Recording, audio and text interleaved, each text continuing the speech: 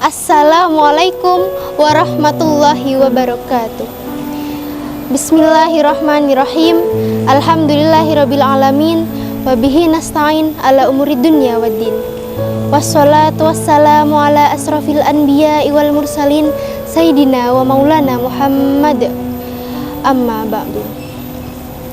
Bulan Ramadan merupakan bulan yang diturunkannya Al-Qur'an. Pada 14 abad yang lalu, tepat pada malam 17 Ramadan, Allah menyampaikan wahyu pertama kepada Nabi Muhammad SAW melalui perantara malaikat Jibril di Gua Hira saat Nabi Muhammad SAW sedang berkhalwat.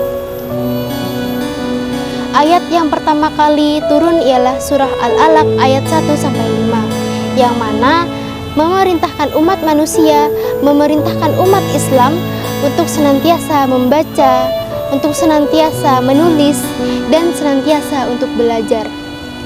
Nuzulul Quran atau proses turunnya Al-Quran. Momen itu sangat penting bagi sejarah Islam, yang mana bersamaan dengan itu Nabi Muhammad SAW telah resmi menjadi Rasul. Dengan diturunkannya mukjizat yang sangat mulia itu, dengan diturunkannya mukjizat yang hingga saat kini kita rasakan, dapat menghantarkan umat manusia dari zaman jahiliyah menuju zaman yang penuh dengan ilmu pengetahuan. Di dalam Al-Quran mengandung ajaran-ajaran yang sangat penting bagi kita semua, yaitu tentang keimanan atau akidah, tentang akhlak dan hukum-hukum Islam, yang mana dapat membimbing kita semua menuju kebahagiaan dunia dan akhirat. Allah berfirman dalam Al-Quran surah Al-Baqarah ayat 185. Bismillahirrahmanirrahim. Syahrul Ramadan allazi unzila fihil Qur'an, yang artinya pada bulan Ramadan telah diturunkannya Al-Quran. Para ulama mufassir menjelaskan tentang proses turunnya Al-Quran.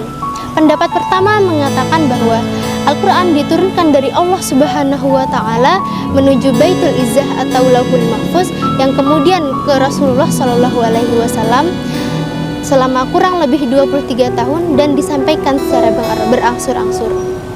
Pendapat yang kedua menjelaskan bahwa Al-Quran diturunkan dari Allah Subhanahu wa Ta'ala menuju Baitul Izzah dan kemudian ke Nabi Muhammad SAW dengan porsi 1 tahun 1 tahun.